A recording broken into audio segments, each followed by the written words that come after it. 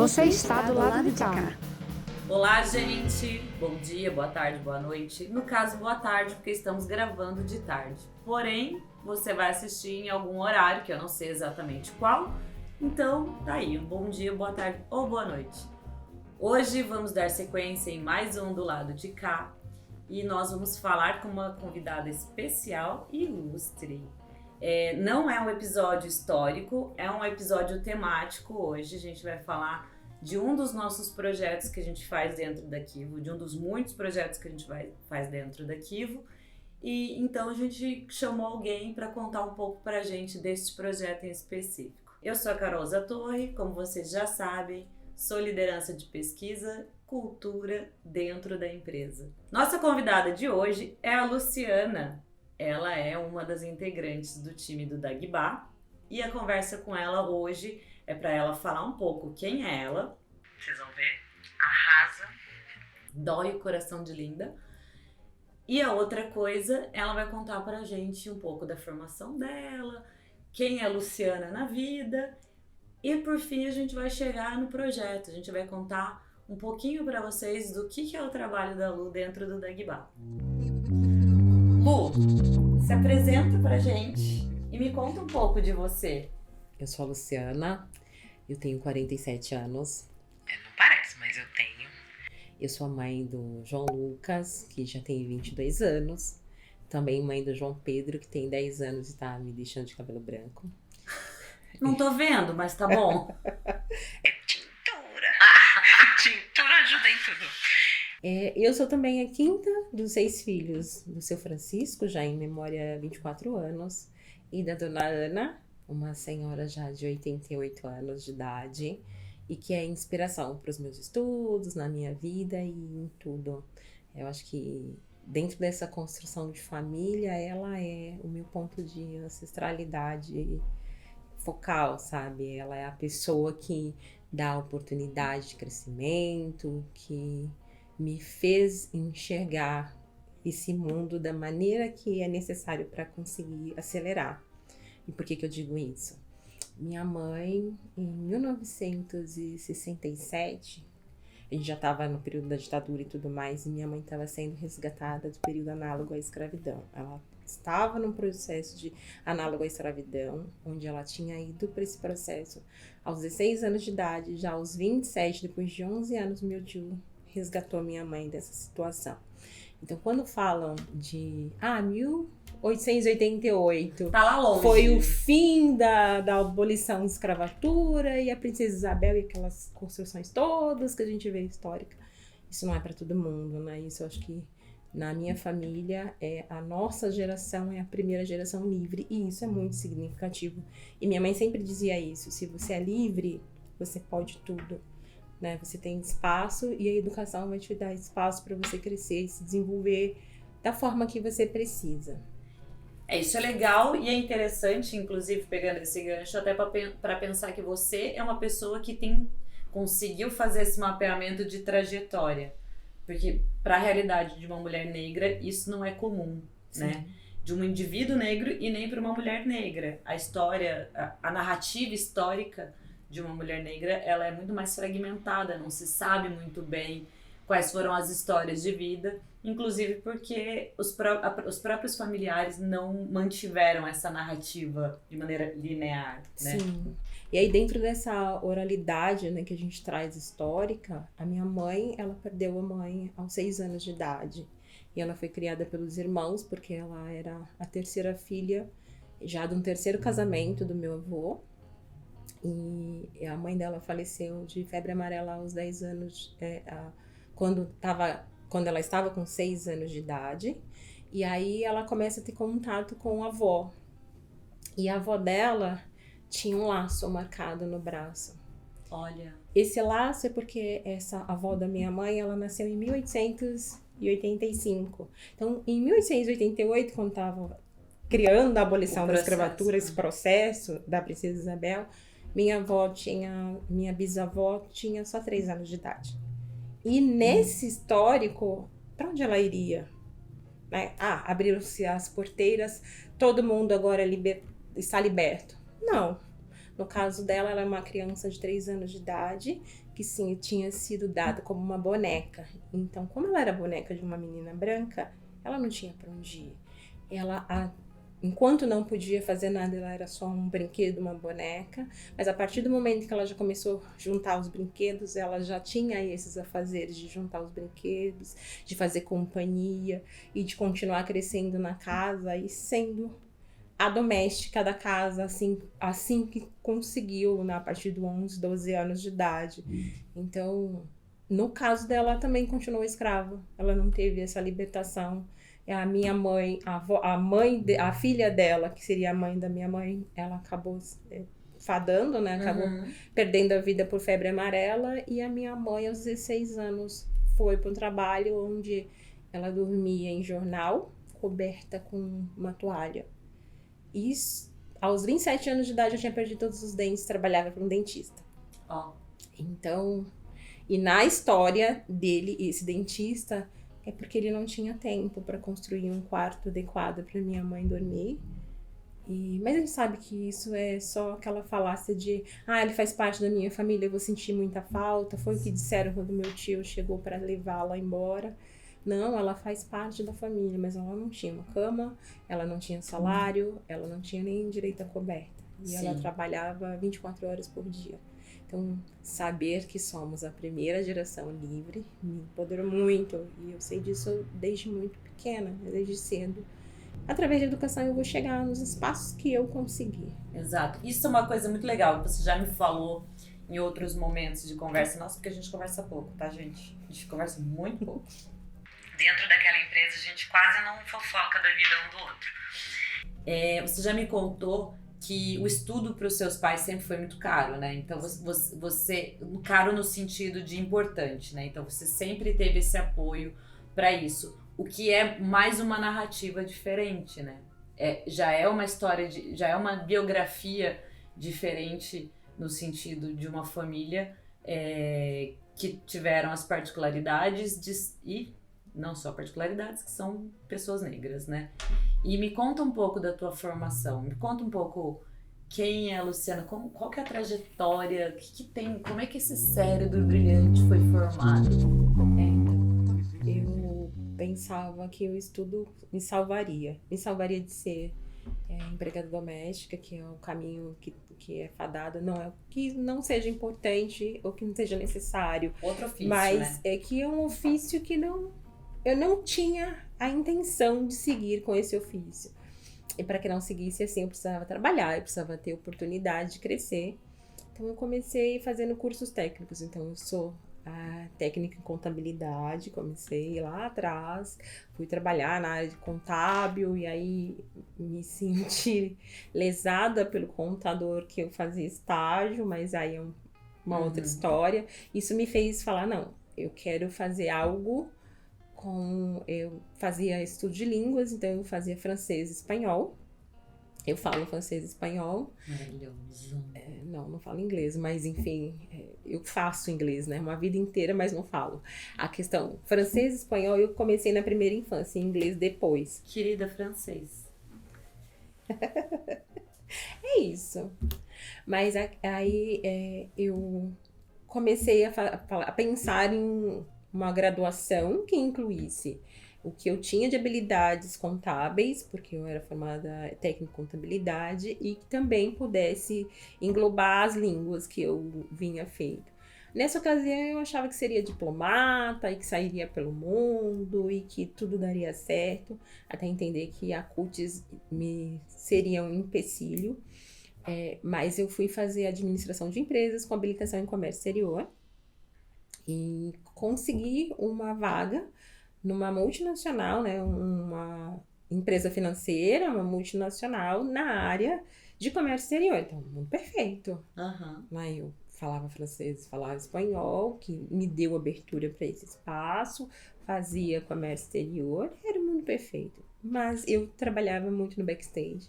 Eu nunca conseguia chegar e fazer os trabalhos que, de fato, eu gostava de fazer dentro da área de comércio exterior. Mesmo depois, quando eu fiz pós em comércio exterior e que eu já fazia os relatórios gerenciais, não abriam-se portas para Luciana, e até então eu enxergava isso como um mundo muito machista. É um espaço onde só homens acessam, né? Eu queria estar na banca, queria fazer coisas mais voltadas para clientes também, não só fazer a parte operacional. Mas depois eu comecei a perceber a presença de mulheres lá, mas essas mulheres não tinham meu cor de pele, não tinham a minha história, mas tinham menos instrução que eu. Sim, E eu clássico. E eu percebi que, falei, não, é uma instituição muito grande, então eu preciso de mais formação e eu quero me adequar em outra área aqui dentro mesmo. E aí eu comecei a fazer gestão pública. Gestão pública me deu amplitude de entender sobre políticas públicas, me apaixonar pelos trabalhos do BNDES. E aí eu descobri uma área dentro do próprio banco que trabalhava com o BNDES. Ah, olha aí. Me apliquei para uma vaga nessa área e fui trabalhar nessa área, me especializei em contratos e fui trabalhar com aquilo que eu achava que era importante. Apesar de eu estar do outro lado, né? Não estava do lado que melhor fazia. Aham.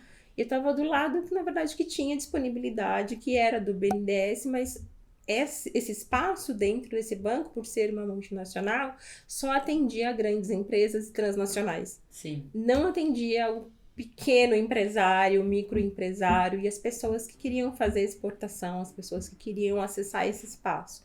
Mas aí você aprendeu um monte o processo, né? Nesse meio tempo você descobriu o potencial do BNDES.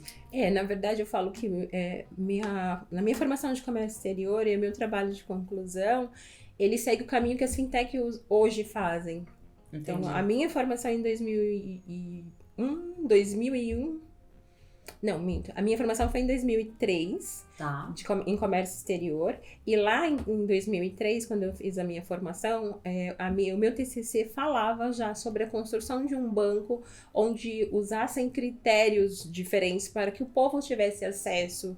Porque esses recursos advindos do BNDES, né, que eles traziam Sim. de fora, esse fomento, ele podia ser muito bem utilizado aqui dentro. Então, quando eu percebo a minha trajetória como um todo, eu percebo que eu sempre olhei pelo social. Sim. Eu trabalhava numa área financeira, eu estudava comércio exterior, mas eu observava a necessidade daquele que tinha pouco. Sim. Não, pode falar.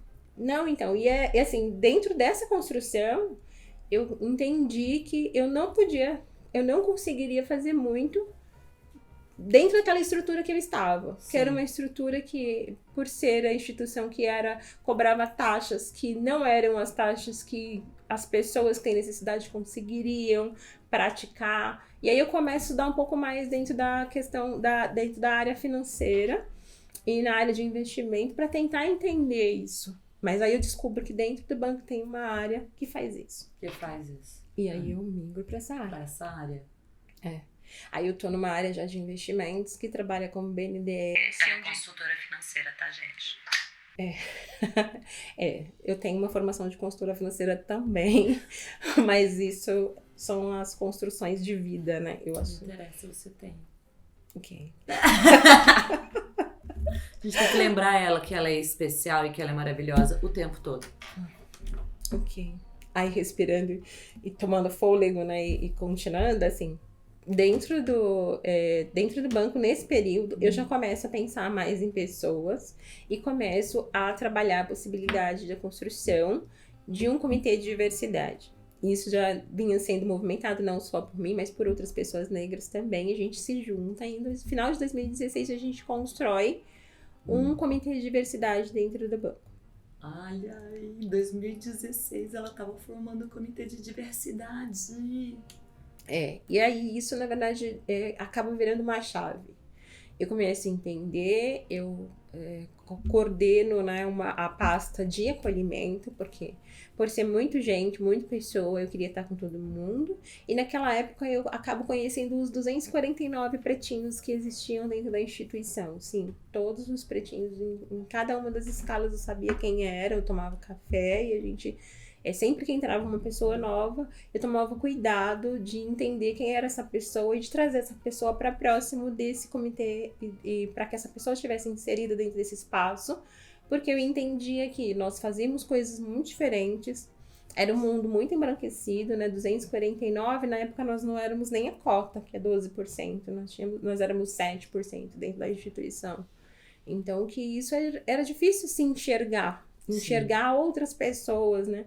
E que a gente podia pelo menos se apoiar, passar e ver que um não tá muito bem, levar um bombom, a gente fazia isso o tempo todo. Já era uma tática quase de guerrilha, né? Era uma tática de hackeamento da estrutura, de gerar uma comunidade, um grupo, né? Um agrupamento. Mais tarde eu comecei a entender que sim, já eram estratégias para que a gente conseguisse se fortalecer e encontrar esse espaço seguro que é necessário. Eu posso não entender o que a pessoa faz, mas se eu estiver ali do lado apoiando, ela pode ter tido um dia que começou ruim e a partir do bombom aquele dia se abre. Aí ela consegue florescer, ela consegue trazer o que ela precisa para fazer as entregas que precisam ser feitas. A gente não pode esquecer que dentro de instituições, a gente está falando sobre entregas, mas que essas entregas elas podem ser suavizadas, né? Você consegue fazer essas entregas e ir para o trabalho pensando, eu vou encontrar com esse grupo mais tarde, a gente vai conseguir bater papo, a gente vai conseguir programar, a gente programava treinamentos, a gente conseguia fazer desenvolvimento, a gente estava mais próximo do RH, nós conseguimos montar um banco de dados para conseguir fazer as indicações. Tudo bem que a gente fazia as indicações e eles, na maior parte das vezes, não contratavam as pessoas porque eles abriam para mais pessoas, não apenas um programa afirmativo, mas também tem pessoas negras, e a gente acabava, na verdade, não sendo privilegiado pelas mesmas questões de viés que a gente percebe nas várias contratações que existem, né? As pessoas negras, às vezes, não tinham a mesma qualificação e a mesma formação, porque elas não conseguiam fazer intercâmbio, então elas não tinham o inglês tão aprimorado quanto as outras pessoas que vinham, que tinham essa oportunidade, e isso, de certa forma, criava um funil. Mas, a um dado momento, eles viram a necessidade dentro do banco de criar uma área de diversidade. E nesse momento de criar a área de diversidade, a gente já estava trabalhando há bastante tempo, a gente já estava... já estamos em 2019, a gente já estava desde 2016, final de 2016, início de 2017 com um grupo formado, e eles começam a construir essa área de diversidade e eles não consideram as pessoas voluntárias para formar essa área, sendo que a gente fazia muita coisa dentro da instituição para que a área existisse. Então isso, de certa forma, faz com que a Luciana fale, opa, tem alguma coisa de errado aqui. É engraçado que você falou uma coisa, a gente já volta para essa data, mas é que me conectou muito com uma coisa que eu falei hoje de manhã com a Paty. A gente conversou hoje sobre outros assuntos, e aí eu tava falando para ela, né, que, na minha opinião, a gente vai entrar nisso, a área de ESG, ela é uma espécie de política pública dentro das organizações. E você, com a tua formação, você já começou a olhar para isso... de alguma maneira já tinha um embrião de você perceber, porque essa atuação dentro da organização, ela é quase que análogo à atuação de uma agente cultural, a um ator estratégico de conexão, de fomento do grupo, né, do agrupamento mesmo. Isso é muito legal. Eu dizia sempre, né, uma fala que eu sempre trazia, que eu queria sempre uma teia, né, porque nessa teia a gente conseguia, na verdade, levar para cada um desses profissionais, pelo menos o sentimento de que ele não estava só, porque é muito difícil se enxergar, assim, e ser minoria dentro de uma instituição é difícil, porque o exercício do pescoço, ele é clássico, você olha e não vê ninguém, e as pessoas de fora que te olham, eu estava sempre de cabelo escovado. Hoje eu me dei a liberdade de fazer trança, usar dread, usar black, turbante. Mas não, eu usava o padrão, que era cabelo escovado, eu estava sempre de salto, sempre maquiada. Mas as pessoas de fora, elas vinham direto em mim para mostrar onde estava o lixo, para perguntar alguma coisa de serviço. Não que tenha algum problema com essa questão de serviço, mas é como se pessoas negras só estivessem naqueles espaços para servir. Na verdade, não tem um problema de ser o serviço. Não. O problema é o dado estar associado com a pessoa de pele negra. Exato. E de, assim, perceber que, eu tô dentro de um banco, e é um banco internacional, então tudo é tão chique, né, que a faxineira, ela tá de crachá, ela tá de salto, cabelo escovado, e a pessoa te mostra a lata do lixo, tipo, olha, o lixo tá ali. Você tá entrando numa sala para uma reunião e a pessoa acha que você tá entrando para poder servir um café. Então, é desafiador ter que trabalhar num espaço onde você tem o tempo inteiro provar que você está ali também para fazer parte da reunião, ou que você pode estar trabalhando sem ser na área de serviços. E não estar sozinho nesses momentos é incrível, né? Uhum. Porque aí você consegue, tipo, se apoiar no espaço com os outros. Isso. E aí, fazer essa conexão com os outros é importante porque a gente construía um espaço seguro. A gente se falava todos os dias, a gente construiu pela intranet formas de mandar bom dia, formas de se conectar. E isso, na verdade, é construir um legado. Eu acho que eu saí do banco em 2021, mas esse legado continua.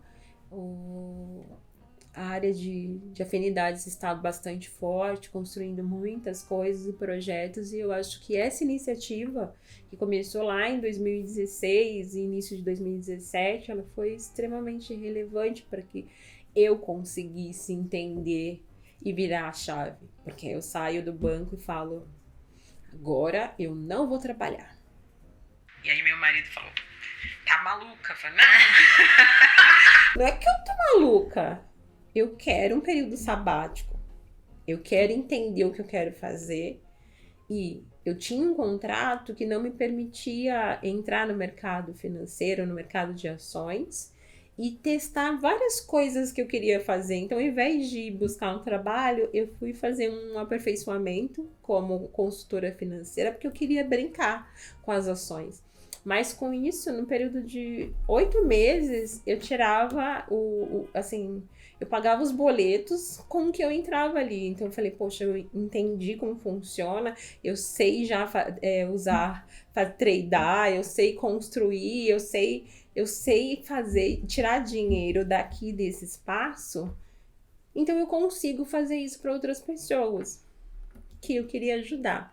Aí vem um espaço bastante divertido, porque eu tive que fazer um curso de aperfeiçoamento para conseguir fazer isso. E eu entro nesse curso e o rapaz fala assim, olha, sabe aquele carro que você ganhou aos 18 anos? Primeira coisa que eu pensei, cara... carro? Para. Corta aqui. Editor da vida. Você puxa a fita, não tem carro. Volta e fala, não, eu preciso dessa certificação. Foi quando eu comecei a entender que as coisas que eu precisava e os espaços onde eu estava, eles me davam a oportunidade de fazer coisas diferentes. Eu construí um curso de educação financeira que era para pessoas em espaços de vulnerabilidade, né? E fazer, assim, não só ensinar, mas também aprender com eles como que eles faziam a mágica de transformar o salário mínimo e esticar o salário mínimo para poder caber em todo, né? E entender ali com eles qual era o desafio de conseguir, eu conseguisse pagar primeiro. Todo educador financeiro ensina as pessoas a se pagar primeiro. Porque a gente faz dívidas, a gente honra compromisso, mas a gente não se paga. Eu falava, ok, se você pode se dar R$1, dê a oportunidade de se dar R$1. E comecei a fazer cálculo de cafezinho. Falei, não, vamos fazer o cálculo do cafezinho? Se você, na época, o café era R$3, faz algum tempo. E eu falei, olha, se você guarda R$3 por dia e durante um ano, com a taxa 1 e alguma coisa, que era a taxa que estava no período, começamos a fazer um cálculo e eu falei, olha, você, no final das contas, ele conseguia 35 mil num período X. E aí eu falei para ele, isso é porque você guardou 3, mas às vezes você pode ter 30, você pode aumentar para 300, né? Conforme for melhorando, você pode aumentar para 3 mil, enfim. É o que você consegue se pagar. você consegue honrar um compromisso, honre-se primeiro.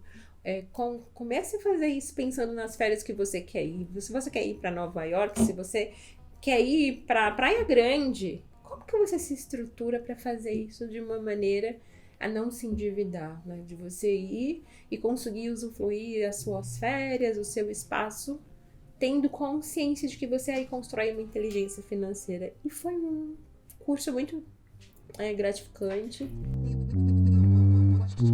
Vou aproveitar aqui esse momento, que cabeça de antropóloga, e fiquei pensando numa narrativa sua pra gente debater aqui. Você foi transgressora do início ao fim. Você, assim, aquela narrativa que se pensa para uma pessoa negra, para uma mulher negra, você teimosamente não aceitou. Então, quando eu era para ser uma criança que a minha formação me levaria para ser uma empregada doméstica, não, eu vou ser uma estudante, né? Vou ser ótima, vou ser brilhante. Quando eu saí dali e fui para um banco, um espaço, e escolhi uma área de conhecimento dura, contabilidade. Por mais que você tivesse contato com isso na tua vida, porque eu acho que você tinha já um pouco de contato com isso, a gente já conversou um pouco disso, você foi para uma área majoritariamente de homens brancos. Aí, depois disso, ela me vai trabalhar num banco de homem branco. E ela foi fazer um afrobanker dentro de um banco de homem branco, europeu. Aí, de tudo isso, eu saí, vou me dar um ano sabático, que é o quê? Coisa de branco. Coisa de branco. Sim. Aí, eu não contente com isso, eu vou fazer o quê? Um curso de finanças. Sim. E vou escutar a narrativa do gente branca. Do gente branca. E vou virar e falar assim, vá merda, gente branca. Então, assim, eu desde que você começou, eu falei assim, transgressora. Tô transgredindo desde lá, né? Desde então. Mas isso é uma coisa legal. Isso é uma atitude pra lá de louvável, porque é um pouco do que a gente, inclusive, mostra no Dagba, que, assim, o profissional negro, ele foi ensinado qual é o lugar de ser negro. Sim. E no teu caso, você também teve essa narrativa com a tua família de não é esse o meu espaço, não é esse o espaço que não é só isso que eu quero, eu preciso de mais, eu preciso de estar em outros lugares. E isso é fenomenal de Luciana, tá, gente? Só dizendo, pera que eu preciso abrir aqui de volta pra ver onde que eu parei. Sim, isso, pronto, voltei. Bom, aí você saiu do banco em 2021, certo? E aí você ficou no seu período sabático trabalhando com finanças. Sim. E aí você começou a fazer mais uma especialização, porque era pouco, né? Não, então. O que acontece? Continua, tá? Especialização. Sim. Mais uma especialização.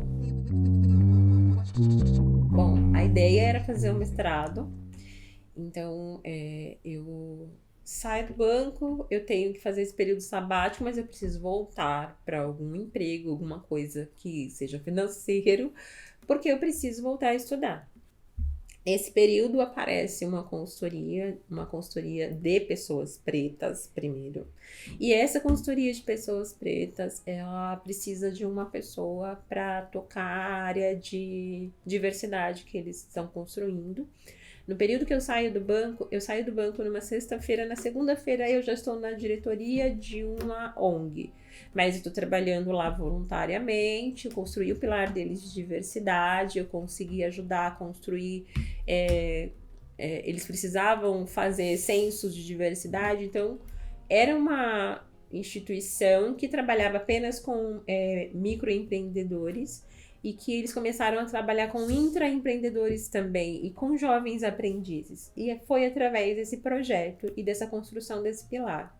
Aí eu saio nesse período, era um período voluntário. Eu sou acionada para virar mentora numa outra ONG, um pouco maior. Eu faço um período curto de mentoria com eles de 1 mês.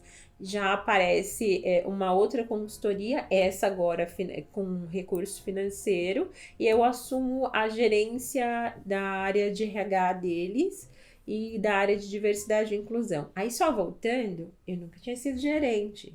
Porque instituição grande, multinacional, as pessoas não são dadas espaço. Então, você tem que se provar 500 mil vezes e não te dão espaço para fazer as coisas. Mas como eu já tinha sido diretora, mesmo que voluntária, eu sabia gerenciar. Eles me chamaram para esse espaço, eu fiquei com eles um período. Só que aí apareceu um convite muito legal. Me chamaram para me aproximar de uma consultoria que até então eu não conhecia e que, ao contrário das consultorias que eu estava buscando, não era uma consultoria de gente preta. E aí eu falei, opa.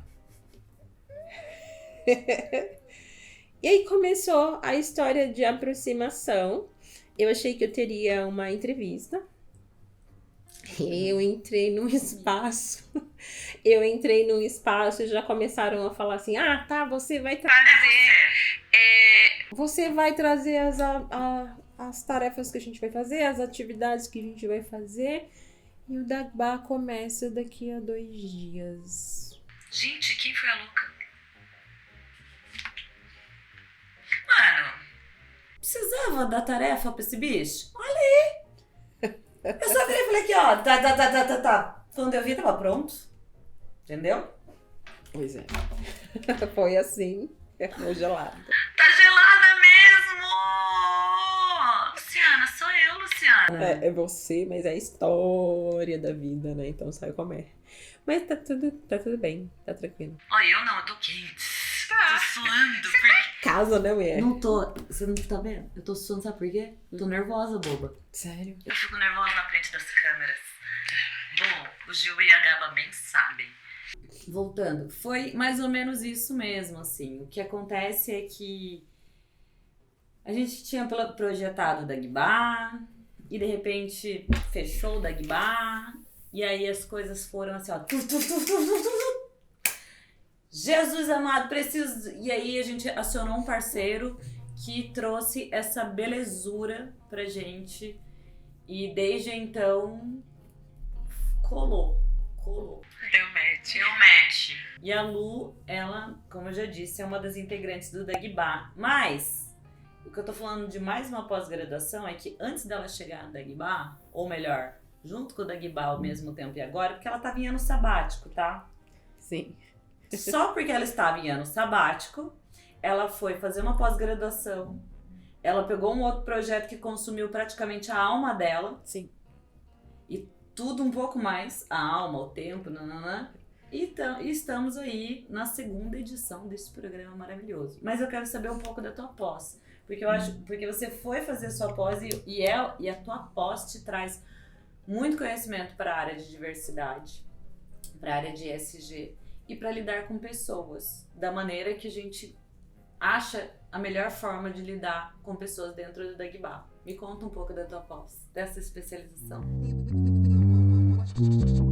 A minha pós-graduação em diversidade, eu comecei um mestrado na linha de educação, falando sobre desigualdades sociais. Era desigualdades sociais, né? E ele puxava para a área de diversidades. Mas abriu uma pós-graduação na USP de diversidades, inclusão e direitos humanos no mesmo período.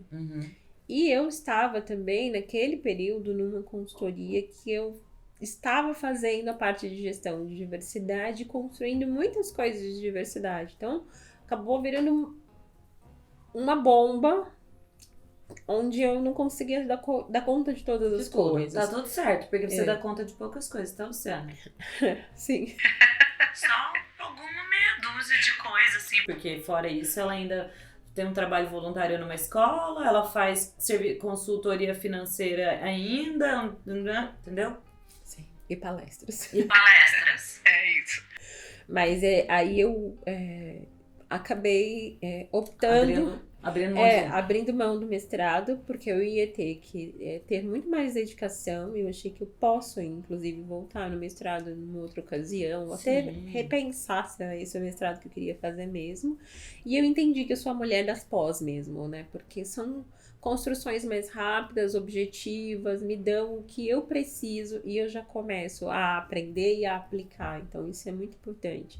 Essa pós-diversidade e inclusão em direitos humanos, ela me dá condição de falar sobre os vários recortes de diversidade, não apenas étnico-racial, mas também abordar, por conta dos direitos humanos, esse espaço de ESG que é tão importante, né? Então, observar a diversidade desse ponto de vista, nessa ótica de que nós somos um ecossistema, de que tudo existe uma importância para que todas as engrenagens estejam ali juntas, acopladas, integradas, eu acho que né, o ponto, assim, importante disso tudo.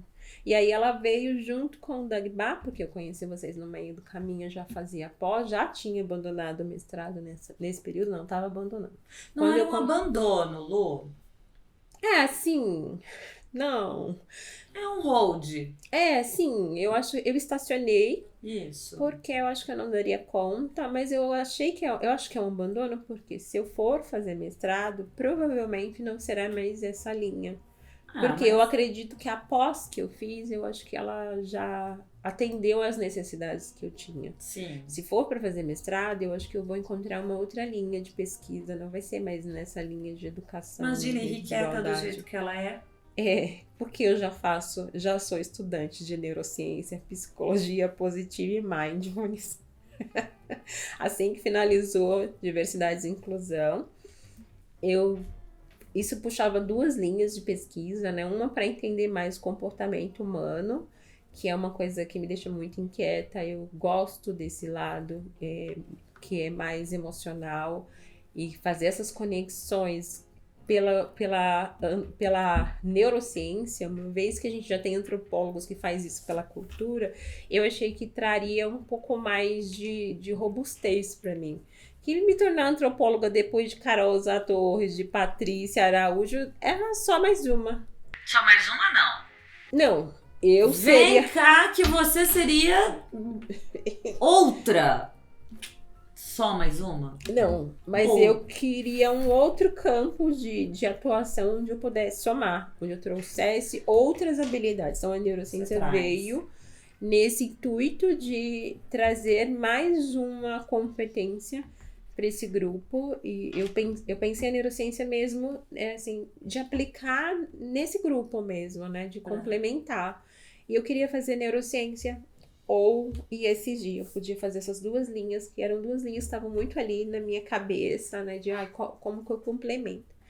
E aí, de novo, voltando para a educação financeira, eu tenho alguns ativos, esses ativos me dão alguns dividend yields.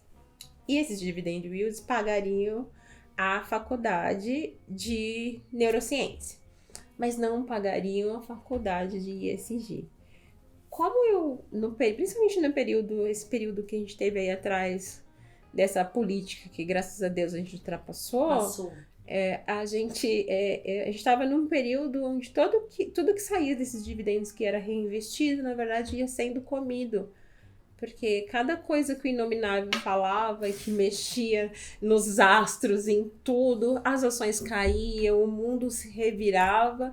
E eu achei que era mais importante começar a investir em mim. Sim.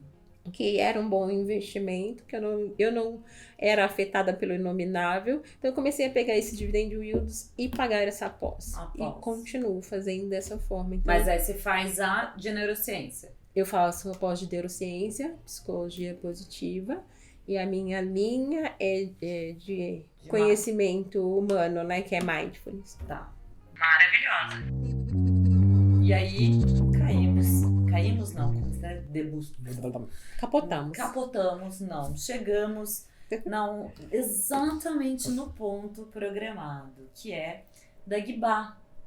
Então, mais uma vez, a Paty já contou brilhantemente o que é Dagba no episódio das antropólogas. Então, eu não vou me estender aqui, porque eu acho que a Paty fez uma fala muito boa sobre, mas é um projeto que a gente tem dentro da Ambev, onde estamos na segunda edição, agora acompanhando 90 profissionais a se desenvolverem enquanto lideranças negras. Eles já são lideranças dentro da Ambev e agora a gente está trabalhando com eles dentro dessa perspectiva de 3 grandes trilhas. Então a primeira trilha é a de antropologia, onde a gente constrói com os profissionais a sua própria identidade étnico-cultural dentro da empresa, sabendo o que é ser um profissional negro e reconhecendo a sua própria negritude. Isso acontece muito dentro do programa, né, Lu? Sim. Muito. Aprendendo sobre colorismo, pacto da branquitude, pacto narcísico, que é praticamente a mesma coisa. Tem a segunda linha, que é a linha de pessoas, que quem conduz é a dona Luciana, esta deusa maravilhosa. E aí a gente vai falar exatamente disso. E por fim temos a linha de projetos, que ela é conduzida pelo design. Esse ano a gente tem a Ana Paula. Eu posso até dizer que a linha de design é de Ana Paulas, porque o primeiro ano foi por uma Ana Paula, esse segundo ano foi por outra Ana Paula, e as duas são Ana Paulas, e as duas elas têm praticamente o mesmo currículo, a diferença é que uma está com cabelo azul e a outra tem uma risada, uma gargalhada maravilhosa. Bom, mas vamos falar, Lu, do teu trabalho um pouco dentro do Dagba. Tem algumas coisas que eu acho assim fenomenais dentro do seu trabalho Dagba. Primeiro, que logo que a gente começou a conversar e falar sobre o que seria o trabalho do Dagba e que eu seria uma espécie de mentora do programa, eu me vi numa situação contrária. Porque eu chegava com algumas coisas pra gente conversar e você já vinha com a solução. Obviamente, ela tem, anos mais de experiência em pessoas do que eu. Sim. Em pessoas do que eu. Eu tenho com cultura. Mas de falar com pessoas, de olhar para o indivíduo dentro de uma organização, dentro de uma estrutura, Lu, você viveu isso. Você trilhou essa história. Então você tem esse lugar de fala que eu não tenho. E nunca vou ter. E assim, é uma felicidade imensa poder contar com mulheres como a Lu, que só brilham. Então me conta um pouco, assim, como é que foi e como é que é essa experiência. Assim, eu sei que é muito difícil dia a dia, a gente fala isso muito, porque a Ambev tem a particularidade da própria Ambev, e lidar com profissionais negros dentro da Ambev também tem a sua particularidade, a gente sabe de tudo isso. Mas eu acho que tem uma coisa que você sempre me falou, foi: a gente precisa acolher, a gente precisa escutar. E eu sou a pessoa coração. Sim. Então acho que você sempre teve esse trabalho do espaço de fala das pessoas, deixar as pessoas falarem. Então me conta um pouco como que é, aí sendo concreta agora. Primeiro fiz todo mundo. Agora sendo concreta. Como que a Luciana olha para o desenvolvimento, ou eu também, esse termo também aprendi com ela, ciência de desenvolvimento comportamental. Ela falou assim: não desenvolve a pessoa não é desenvolvida, parece que de uma coisa de laboratório, não é. Os comportamentos, né? Como é que a gente desenvolve comportamentos de pessoas negras, sabendo que temos aí dentro, né, no pacote, temos a questão da invisibilidade, temos a questão do silenciamento, temos a questão das capabilities e da formação. Uhum. Qual que é o teu trabalho principal com profissionais negros? O que você... Como você lida com o dia a dia nisso?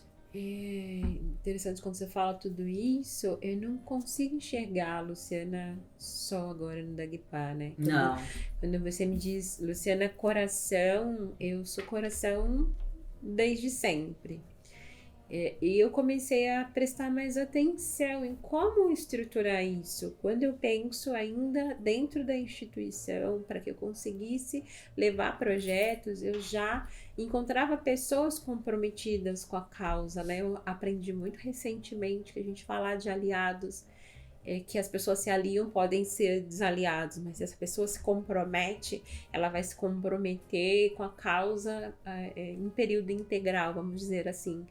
E eu sempre trago isso, sabe? E eu acho que principalmente depois agora do conhecimento de neurociência, que você começa a entender por que as coisas acontecem, eu tenho como coração o órgão principal, né? Por mais que o cérebro ele faça toda aquela parte maquiavélica, ele construa as mirabolâncias, quando a gente passa e filtra pelo coração, ele entende o que é bom e o que é mal, ele consegue enxergar genuinamente o que está acontecendo, ele consegue perceber, inclusive nas estruturas que parecem não ser a melhor adequada, você consegue entender que aquilo está acontecendo por um motivo, que nada acontece sem assim, desplugado, desconectado. Então, o desafio aqui dentro do Dagba é fazer com que pessoas que vieram sendo decapados, né? Porque eles já são líderes. Você pega uma pessoa para construir liderança, eu pego uma pessoa que eu vou motivar e encontrar caminhos para essa pessoa chegar na liderança. Mas se eu pego essa pessoa já na liderança, ela já foi decapada, ela teve que entrar por um processo muito embranquecido, ela teve que ir deixando sua identidade pelo caminho para chegar na liderança sendo a pessoa mais eurocêntrica do mundo, sabe? A pessoa com uma visão muito embranquecida, uma visão endurecida desses fatos, porque ela teve que passar por esse processo. Por conta disso, ela traz ali uma carga de racialidade invisibilizada. Então, ela não se enxerga negra, porque, como todos dizem, né, biologicamente só temos a raça humana. Ela constrói essa falácia da meritocracia. Se eu cheguei aqui, mesmo sendo retalhado das várias formas, as pessoas vão ter que chegar também. Mas, de certa forma, esse endurecimento para que ela chegue ali faz com que ela também produza o racismo. Ela vai reproduzir o mesmo racismo que aconteceu com ela no processo para chegar naquele pódio. E isso faz com que ela não abra espaço para caber mais pessoas negras naquele espaço. Então, a primeira coisa, e muito importante dentro do programa, é ter essa linha de cultura e de antropologia para que a pessoa se reconecte e se encontre enquanto profissional negro. Porque um profissional negro é diferente de qualquer outro profissional. Porque a gente vive num espaço patriarcal onde negros não eram considerados. Quando construíram trabalho, negros já trabalhavam, mas não eram recompensados financeiramente por esse trabalho. Não era considerado trabalho. Sim, e aí é difícil para as pessoas conseguirem entender que precisam pagar por trabalhos e serviço por conta disso. A gente vê pessoas que compram uma casa de 1 milhão, mas não quer pagar 10 mil para uma pessoa pagar para pintar aquela casa. É perceber que, assim, a gente precisa olhar esse coração. É onde eu volto e falo, a gente precisa sentir. E esse programa está dando oportunidade dessas pessoas repassarem por isso. Observando as capabilities que a Ambev percebe como necessário, mas também olhando para o Fórum Econômico Mundial e trazendo de lá quais as capabilities são importantes para um líder do futuro apresentar. A gente vem trazendo o melhor que pode ser apresentado em relação a ferramentas de comportamento, de como que você muda esse comportamento. Porque se ele entender que enquanto profissional negro ele vai produzir respostas muito diferentes e com isso ele vai construir esse espaço diverso que a empresa precisa e ele vai conseguir trazer soluções de espaços muito diferentes da onde aquelas já vêm sendo propostas, porque vem sendo proposta pelas pessoas que cresceram no mesmo espaço, estudaram nas mesmas escolas, estiveram sempre nos mesmos cenários e nunca pensaram que, de repente, para atender lá o Zé, lá na periferia da Zona Leste, que precisa incluir dentro de um outro contexto, porque eles nem conhecem onde é a Zona Leste.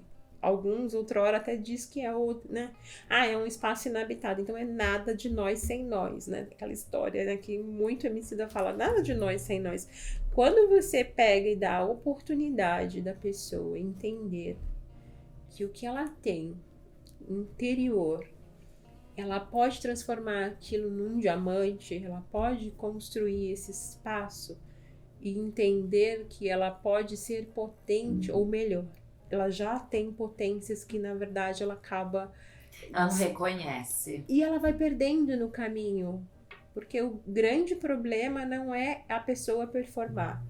Porque quando você fala de empresas grandes, multinacionais, não existem pessoas que não performam. Pessoas que não performam, elas são desligadas. Se essa pessoa é líder, ele performa. Sim. Mas de que forma ele vem performando? Ele tem que performar nas regras. Eu adorei isso.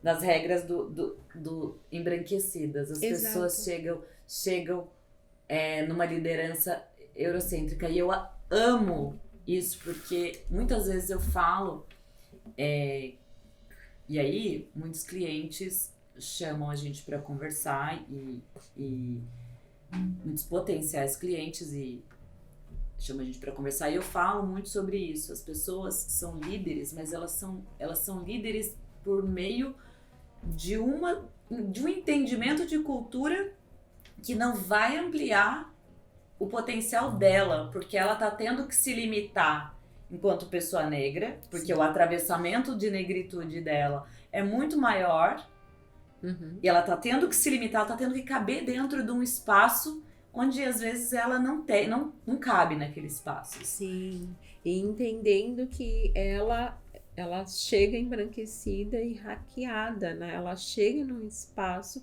onde ela veio deixando a sua identidade e ela vai produzir exatamente aquilo que ela não gostaria. Aquilo que ela passou, que ela vai passar a produzir. Porque ela já passa a entender que a meritocracia, por isso que eu digo que é uma falácia, vale a pena. E que se foi duro para ela, vai ter que ser duro para outras pessoas. E as pessoas vão ter que acessar esse espaço dessa mesma forma que ela fez. E é meio que tirando o brilho, né? A pessoa, ela vem brilhando, ela vem decapando. E ela chega aqui exatamente igual aquele que já está aqui. Se a gente quer mudança, como que a gente vai começar? E como que a gente pode produzir algo novo? Como você pode tirar inovação se você transforma as pessoas todas em robôs? Você transforma elas em pessoas iguais. Então você tem que fazer a pessoa ser um eu não robô. A pessoa tem que genuinamente encontrar o que ela tem de essência. E aí você precisa de coração. As que não têm, elas não vão conseguir entender esse processo. Porque conectando o que você pensa com o coração, que é o seu filtro genuíno, que vai conseguir entender, que vai conseguir fazer você entrar e olhar. Não, eu tô construindo fit cultural para contratar pessoas de que maneira? Porque se eu tô construindo o fit cultural da empresa, entrando numa sala que só tem gente branca e pedindo para elas o que elas acham que é importante, esse resultado é um resultado excludente, porque é um resultado que só vai dar fit cultural com pessoas brancas. E aí, como você quer fazer um programa de afinidade, um programa que você quer contratar profissionais negros, você pode fazer um programa específico para pessoas negras. Se você tem um fit cultural construído em cima de pessoas brancas, a pessoa... Não, porque a pessoa negra, inclusive, se você só mandou pessoas negras, ela vai conseguir entrar. A diversidade tá feita, mas e a inclusão? E a inclusão, Porque uma vez que ela não tem um espaço de inclusão, já é excludente. Exato. Ela chega nesse espaço, ela não tem espaço para crescer, para desenvolver, ela senta para conversar com essas pessoas, ela percebe que ela não faz parte daquele espaço, que aquele espaço, na verdade, não dá oportunidade dela ser quem ela é. Exato. E aí, ou ela vai fazendo o que essas pessoas que chegaram na liderança fizeram, Elas vão se embranquecendo e vão absorvendo a cultura do outro e absorvendo a cultura da empresa. E cultura são pessoas. Cultura são pessoas. Se eu não entender que cultura são pessoas e que para que eu mude a cultura organizacional de uma empresa, para que essa empresa possa ter diversidade, eu preciso entender que cultura são pessoas, eu preciso falar sobre vieses inconscientes com essas pessoas e que essas pessoas compreendam que às vezes as brincadeiras e algumas coisas que para elas são normais, elas não ferem só no âmbito étnico-racial, elas ferem todos os recortes de diversidade. Então é um espaço que, se a gente não prestar atenção e construir uma cultura forte, e aí cultura são pessoas, a gente vai estar sempre construindo espaços excludentes, espaços onde as pessoas negras vão entrar, mas não vão conseguir permanecer, as pessoas LGBTQIAPN+, também não conseguem fazer isso, porque elas precisam parecer outra coisa, principalmente os que são cis, né? Eles vão entrar e ter que virar chave, não, lá eu preciso parecer homem, lá eu preciso parecer mulher, eles não podem ser quem eles são. Eles vão ter que performar a cultura e construir uma persona, né? Eu sou a pessoa profissional e eu sou a pessoa CPF. Eu acho que não funciona. Isso, de certa forma, acontece, vem acontecendo há muito tempo, mas principalmente por conta dessa mudança de mercado, mudança de consumo, essa ampliação de mundo. A gente mudou o mundo. As pessoas, elas querem estar onde elas possam ser quem elas são. Exato. Hoje eu não me vejo em espaços onde eu não possa ser a Luciana que tá de dread, de trança, de black, de turbante. E que, enfim, essa metamorfose ambulante. E que ok, né? Essa metamorfose brilhante. Você falou um troço que... Um troço não. Uma coisa que eu acho muito legal. E aí, vamos começar pelo contrário. O que eu tenho pra falar diante de tudo isso? Absolutamente nada, né? A pessoa mostrou todo um panorama necessário, mas você falou uma coisa que é visível. É visível no sentido, assim... É brilhante. Primeiro dia de programa, na abertura, as pessoas parecem opacas. No último dia, no encerramento, elas estão brilhantes. Porque elas são brilhantes. E assim, é visível demais. Nossa, agora eu fiquei até arrepiada, porque é muito isso. Elas são brilhantes, mas elas não podem brilhar. Elas são pessoas inteligentes, são pessoas inovadoras, são pessoas cheias de tantas coisas, mas que elas não têm confiança de construir esse espaço e de demonstrar o quanto elas podem e quanto elas são competentes por tanto retalhamento que elas sentem e que elas passam.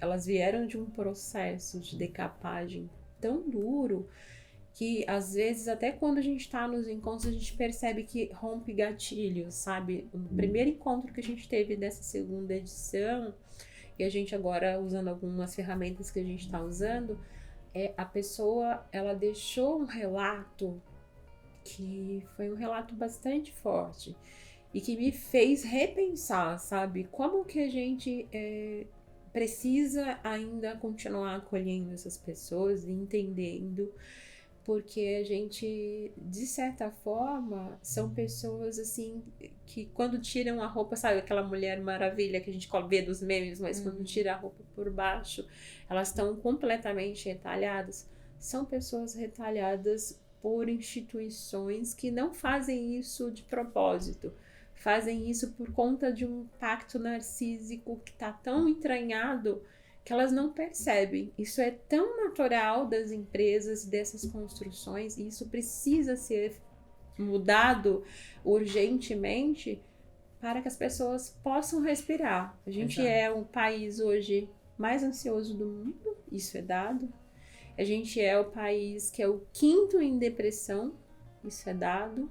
E essas pessoas ansiosas e depressivas são pessoas que se cobram, porque hoje no mundo que a gente tem já, né, pós-contemporâneo, onde tudo você tem espaço, não é o seu chefe que te cobra, você já tem trabalho remoto, as pessoas trabalham Outras.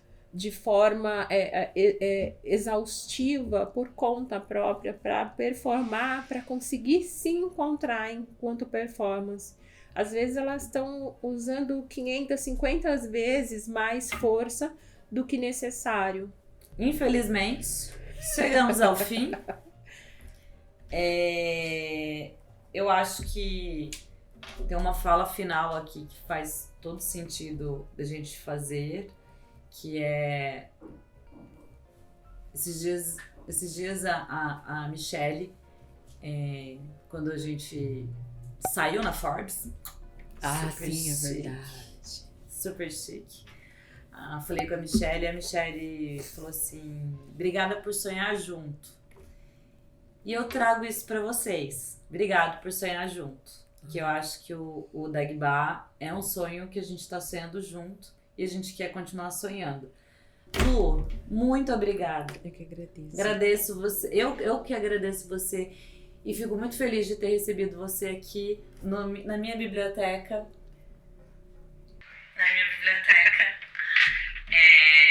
É sempre um prazer conversar com você. Você é uma mulher incrível. A gente acha, baba em tudo, todas as vezes. Transborda conhecimento. É isso, gente. Sempre é esta situação, tá? Quer dar um recadinho final? Eu agradeço primeiro, assim, a oportunidade, e sonhar eu acho que é o primeiro passo. Eu quero chamar todo mundo para vir sonhar. Sempre cabe mais gente. Eu acho que a área de diversidade, ela precisa de todo mundo fazendo todas as coisas, sabe? Tudo que você puder fazer. Então pensa aí, o que você pode fazer por alguém e como você pode construir um mundo melhor. O que você quer deixar de legado.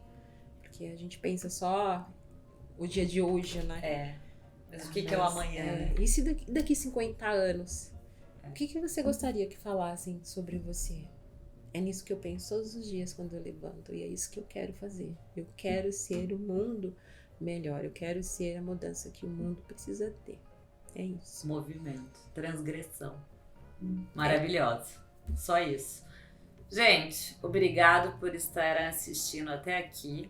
Eu tenho certeza que vocês chegaram aqui porque, né? Não sei como parar antes. Não deu tempo de parar antes. Tenho certeza. Esse não será o último episódio. Um dos 4. Esse é o episódio temático a respeito de projetos, a respeito das nossas grandes ideias dentro da Kivo. Continue seguindo a gente nas redes sociais. Eu tô muito boa com isso de câmera. A Gaba vai amar.